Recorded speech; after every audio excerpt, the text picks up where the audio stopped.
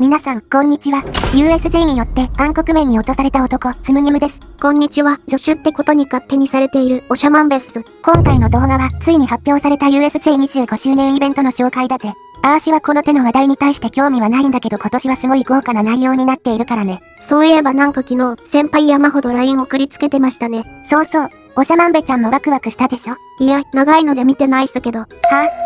この動画のために予習しといてねって言ったじゃん。いや、どうせ私の役割は先輩の話に適当に相槌を打つだけだし別にいいかなって。ぐぬぬ、まあいいや。それじゃ、何も知らない前提で紹介するね。もちろん、うちのチャンネルならではのよくわからない着眼点もたっぷり紹介するから、今のうち、トイレ、行ってこい。はいはいっす。25周年イベントの概要。さてさて、今年の USJ は開業25周年ってことで、スペシャルなイベントがたくさん用意されてるんやね。そうっすね。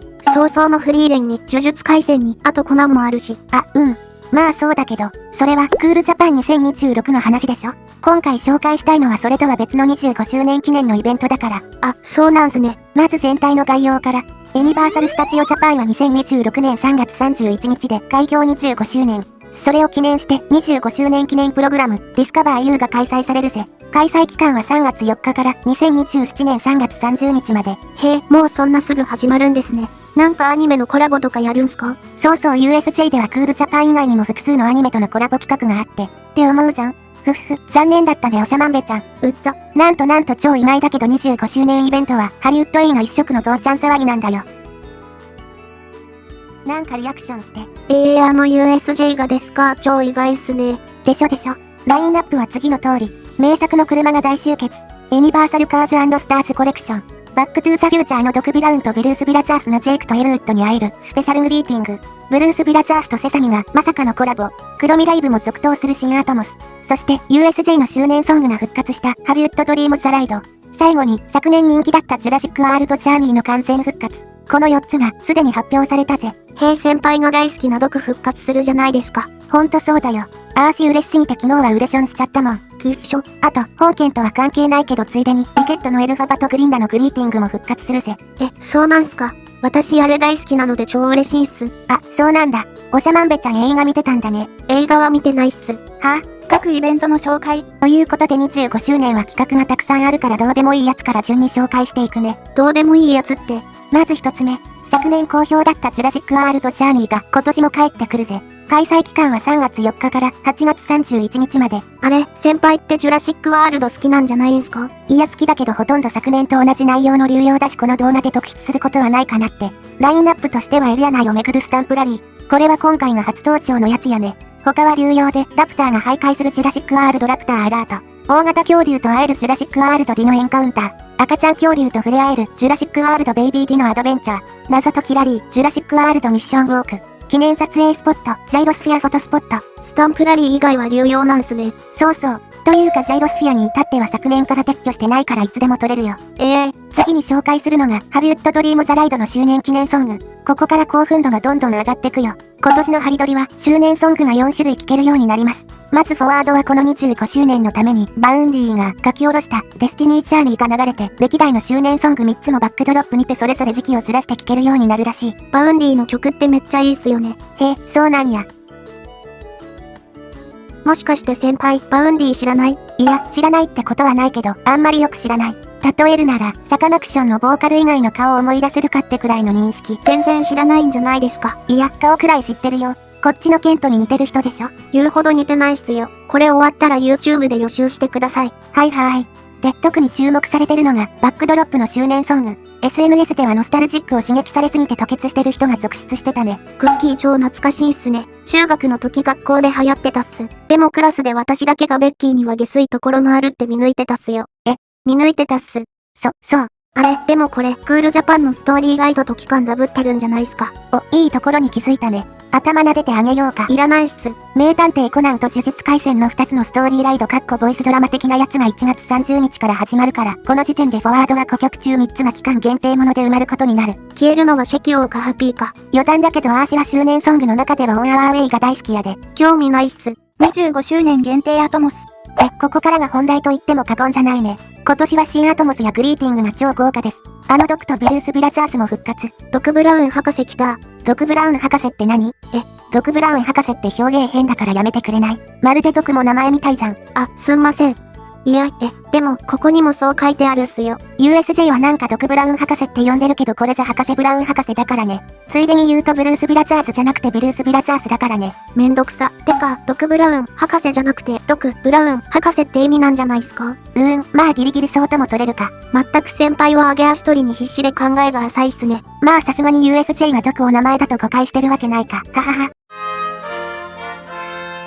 Back to the future, the ride. 盗まれたタイムマシンを取り戻すようドク博士はあなたに依頼する。まあいずれにせよドク博士、ドク・ブラウンがパークに戻るのは10年ぶり。今先輩も言い間違えたっす。ざまあみろっす。そしてブルース・ビラザースことジェイクとエルウッドに至っては17年ぶりの復帰となるぜ。何でしたっけこの人たち。おしゃまんべちゃんブルブラ知らないの？いや、なんか子供の頃にぼんやりとショーがあったのは知ってるんすけど、確か壊れかけのパトカー高に乗ってくるジンとウォッカみたいな二人組っすよね。そうそう。今は黒ミライブが開催されているプロップドッグステージってとこで2009年まで毎日彼らのショーが開催してたよ。先輩みたいな解雇中は嬉しいでしょうね。そうやねん。もうセロトニンが過剰分泌されすぎてショック死するかと思ったよ。だいぶ前に予想動画はアップしてたけどね。ドクはギリギリ予想できたけどブルブラまで実現するとは思わなくて、久しぶりに生きててよかったって実感できたよ。今更っすけど略称はブルブラなんすね。ドク・ブラウンのグリは3月4日から、ジェイクとエルウッドのグリはちょっと遅れて3月27日から毎日開催されるよ。開催場所はどこっすか？メインカンパスセンターの前らしいけど、形式は謎。でも、それについては後で紹介するよ。で、グリーティング以外のショーもかなり充実。パワーオブロックと黒ミライフが昨年度に引き続き今期も続行されるよ。タイトルは変わってるんで、内容は新しくなってるっぽいですね。そして注目したいのがこちら。完成新作のアトモス、アルティメットブルースバッシュ、音楽の色。セサミストリートのクッキーモンスターとグローバーが大活躍するステージにブルース・ブラザースが17年ぶりに参戦する胸熱展開になってるぜ。だからブルブラのグリだけ時期ずれてたんすね。うわ、覚えたての略称もう使ってる。かわいいね。帰っていいっすか？ごめん帰らないで。おほん。ブルブラ復活も嬉しいけど何気にグローバーも超久しぶりの復活なんやよね。てかなんでセサミとコラボなんですかね？実は一見すると全然関係ない2作に見えるけど、共通点があるんやよ。共通点？まずブルース・ビラザースの劇中にはセサミストリートでパペッターをしていたフランク・オズが出演してる。へえ、どんな役っすか？使用済みのコンドーム見せるキャラの役だよ。はあと劇中にはグローバーも一瞬だけ登場する。本当に一瞬だけど。へえ。あとクッキーモンスターとグローバーはブルース・ビラザースのパロディーグッズをいくつも出してて T シャツなんかが有名よね。一応つながりはあるんすね。それにしても17年ぶりにプロップドッグステージにブルブラが帰ってくるなんてね。感慨深いよ。パーク情報の動画でもいつも愚痴ってたからね。あれ、てかこのショーって黒ミライブと同じステージなんですね。は？びっくりした。マジやん。どういうこと？交互に開催するってこと？いやそれはないか。なら午前と午後で分けるってこと？これ朝に場所取りしたやつが結局ずっと席譲らなくて鑑賞メンバーが固定化されるっていうルール上は問題ないけど確実に体験価値は下がるあれが常習化するじゃん。絶対そうじゃん。USJ 情報局。LCA Studio. USJ kanji, I don't know. LCA Studios. 映画の名車が大集結。では気を取り直して、最後に紹介するのがこれ。ユニバーサルカーツ&スターズコレクション。ハリウッド映画ゆかりの名車がずらりと展示されるスペシャルイベントが3月4日からスタート。場所は年パスセンターのところなんですね。そうそう。なんか立地が最悪すぎて認知度が低くなりそうだから、うちのチャンネルが盛り上げないとね。展示される車は現在発表されているだけで4つ。バックトゥーザフューチャーのタイムマシン。ブルース・ブラザーズのパトカー。バックドラフトの消防車。アメリカングラフィティの1932年型クラシックカー。デロリアンも復活するんすね。そうそう。ドクの相棒やから当然やね。気になるのは、さっき紹介したドクやブルース・ブラザースのグリーティングっていうのが、一体どこで開催されるのかって点かな。プレスリリースの発表の感じだと、多分ここで開催するような口ぶりなんだよね。展示してる車の横でグリするって感じっすか？多分そう。ってことは、今回のデロリアンは走行しないんすかね？そう、だと思う。いや、2016年の時は実は展示用と商用の2台のデロリアンを持ってたから、2パターンのグリが開催できたけどね。でも展示用のやつはオークションで民間に売ったはずだから、このデロリアンってのがどの個体のことなんだろうっていう謎もあって。もし2台用意できたなら昔みたいに2パターンのグリができるってことっすね。そうなんよ。でも、今年はあくまで年パスセンター前でしかグリはしないみたいだから、昔みたいに走行するデロリアンはもう見れないと思うよ。ありゃりゃ、それは残念っすね。ただわからないことは他にもたくさんあるんだよね。ちょっと長尺で語るけど大丈夫？いやっす。わかった、ありがとう。は？じゃあ長くなるけど語るね。嫌だから嫌って言ったんすけど。展示する車が謎なのは他の作品もそう。まず、バックドラフトは多分映画のやつじゃなくて、アトラクションで使ってたやつのことだと思う。今も北港管理所ってとこでジョーズのブロディ所長の車と一緒に保管されてる個体。待って、だとしたらブロディ所長の車もセットで展示しろよ。なんで消防車だけなんだよ。おかしいだろ。あ、これガチで長くなるやつだ。そして、アメリカングラフィティの1932年型クラシックカーとやら、これは多分1932年型フォードデュースのことで、超有名なやつやね。あれ、これってメルズドライブインの前に置いてなかったでしたっけ？置いてるよ。じゃあ、それを移動するだけってことっすか？そうとも考えられるし、またよそから2台目を連れてくる可能性も 1% くらいはあるかも。でも、USJ がそこまでお金をつぎ込むとも思えないし、あり合わせで済ませそうな気はするんだよね。そうなると、メルズドライブイン前から黄色の車が丸1年間不在になることになるけど。あ、それはちょっと寂しいよね。的な話っすか？逆にそれ以外に何があるの？そういう意味に決まってるじゃん。なんでそんな喧嘩腰なんすか？で、ここまで消防車、デロリアン、クラシックカーの3つは、すでに USJ が所有している個体なのかなって予想してるんだけどね。もしそうだとしたら、もう1台のデロリアンまだ持ってたんだって驚きが隠せないけど。ならブルースブラザーズのパトカーってのも、昔ショーで使ってたやつなんじゃないっすか？その可能性もあるけど、こいつが一番謎なんよね。このパトカーの話をする前に、ブルース・ブラザーズのショーがどんなものだったのかを語る必要があるね。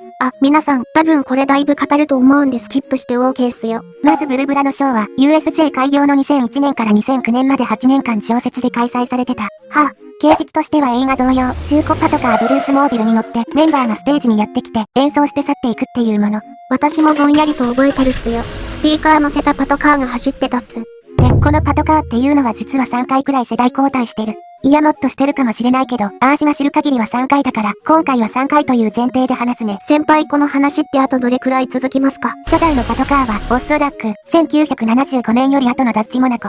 ウインカーが側面にせり出してるのが特徴的ではあるけど、細かい年式まではよくわからない。当時のクライスラー社は同じ車を細かい差分をつけて複数のブランドで売り分けてたから、差なんてほとんどなくてね。プリウスとアクアくらい差があればわかりやすいのにね。へえ。そして、中期になると、また別の車が登場。これは多分1974年式プリムスフューリーサードなのかな？多分そうだと思うけど自信ないや。へえ。で、これが結構長く使われてたけど、2008年頃にはもうガタが来てたらしくて、3代目が必要になったらしいんだよね。へえ。おしゃまんべちゃん話聞いてる？あ、はい。アーシー一生懸命話してるんだからね。はい。それで2009年に新しく、超妥協案として1967年式クライスラーニューポートが導入される。この子はショーが同年に終わったせいで、1年も活躍はしてない。なんか違う車っぽく見えるっすね。そうだね。大前提に原作のは1974年式ダッチモナコなんだけど、この車が超がつくほどプレミアムな車でね。これって高級車なんすね。いや、むしろ逆で、本来は超庶民派の車やよ。